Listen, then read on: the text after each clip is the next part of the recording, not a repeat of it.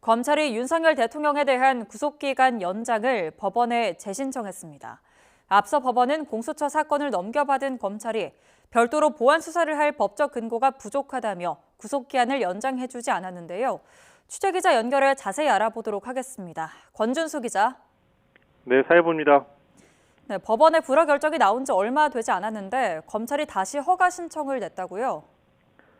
네, 법원에서 불허 통보가 온 지 약 4시간 만에 검찰 비상계엄 특별수사본부가 윤석열 대통령에 대한 구속기간 연장을 다시 신청했습니다. 검찰이 자체적으로 보완 수사를 할 수 있도록 윤 대통령 구속기간을 늘려달라는 건데요. 공수처로부터 넘겨받은 사건에 대해 압수수색 등 추가 수사를 진행했던 과거 사례와 형사소송법 규정 등에 비추어 보면 임의수사뿐만 아니라 강제수사 등 검찰의 보완 수사권은 당연히 인정된다고 주장했습니다.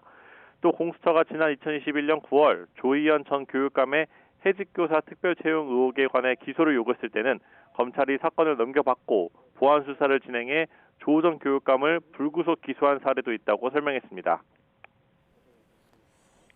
네, 법원이 앞서 연장 신청을 받아들이지 않았던 건 수사를 더 이어갈 이유가 없다고 봤지 않습니까?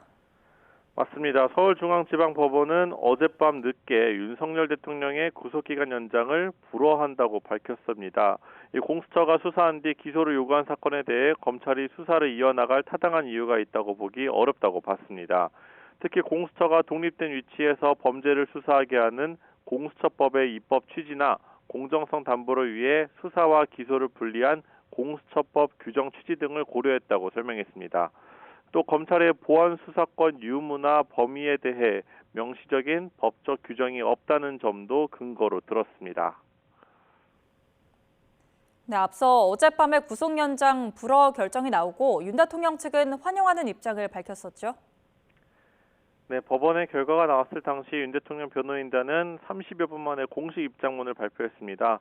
서울중앙지방법원이 구속영장 기간을 연장하지 않은 건 사법부의 마지막 자존심이었다며 법의 취지를 명확히 해석해 올바른 결정을 내렸다고 주장했습니다. 또 검찰은 공수처의 불법 수사에 편승해서는 안 된다며 즉시 윤 대통령을 석방해야 한다고 촉구하기도 했습니다.